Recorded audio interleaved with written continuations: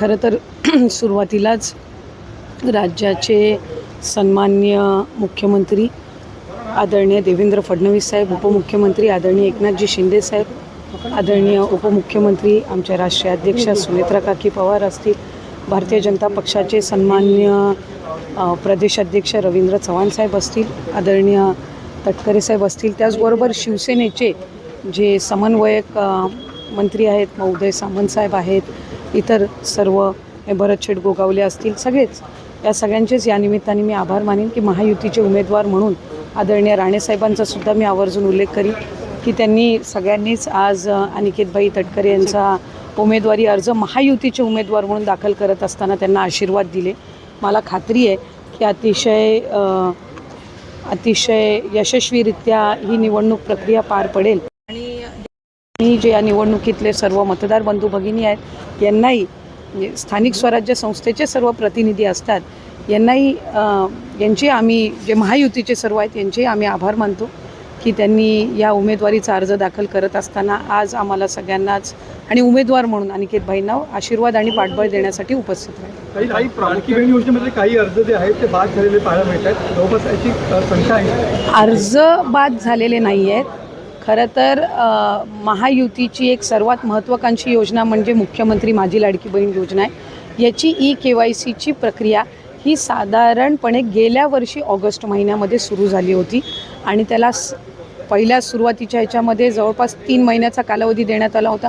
मग वाढवून आणखीन 2 महिने दिला, आणखीन 2 महिने त्याच्यामध्ये वाढ झाली आणि असा 8-10 महिन्यांचा कालावधी हा EKYCसाठी दिला होता. आणि ही EKYC प्रक्रिया ही फक्त ह्या लाडकी बहीण योजनेमध्ये नाही आहे, तर ज्या राज्याच्या डायरेक्ट बँक ट्रान्सफरच्या योजना आहेत म्हणजे DBTच्या योजना आहेत ह्या सगळ्यांमध्ये EKYC प्रक्रिया केली जात असते.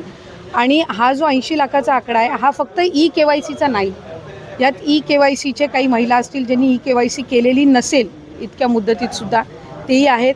काही आम्हाला गेल्या 10-10.5 महिन्यापासून आम्ही एक IT विभागाचं म्हणजे इन्कम टॅक्सचा आम्ही जो आकडा ज्यांचं उत्पन्न 2.5 लाखापेक्षा जास्ती आहे हा डेटा जो आहे हा आम्ही त्या ठिकाणी मागवलेला होता.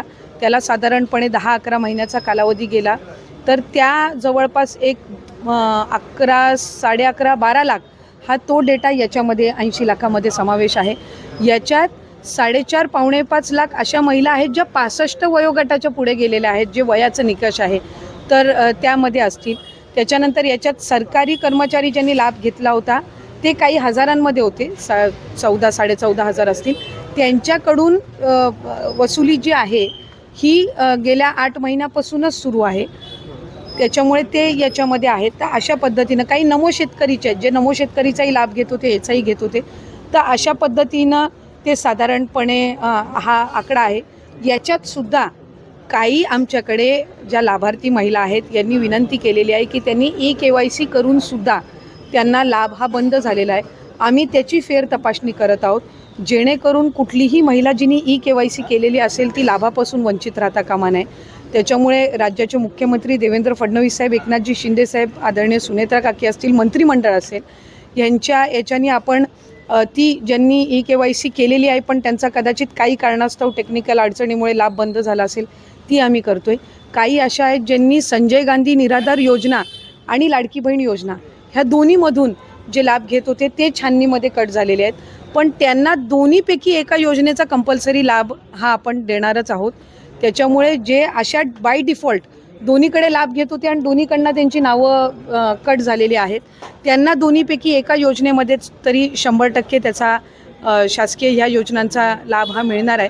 काही RTOच्या संदर्भामध्ये तक्रारी केलेल्या आहेत. यातल्या 80 लाखामधल्या जवळपास 3-3.25 लाख ह्या RTOच्या आहेत ज्यांचे वाहनं आहेत पण ते लाभ घेत होते. हा एक 6-8 महिन्यापासून डेटा मिळालेला आहे, असा कन्सॉलिडेट करून आहे. पण त्यातल्याही काही लाभार्थ्यांनी म्हटले की आमच्या नावानी म्हणजे निवेदनं आलेली आहेत की आमच्या नावाने कुठलंही वाहन नाही आहे, तर त्याची फेर तपासणी होईल. तर त्या पद्धतीनं आहे.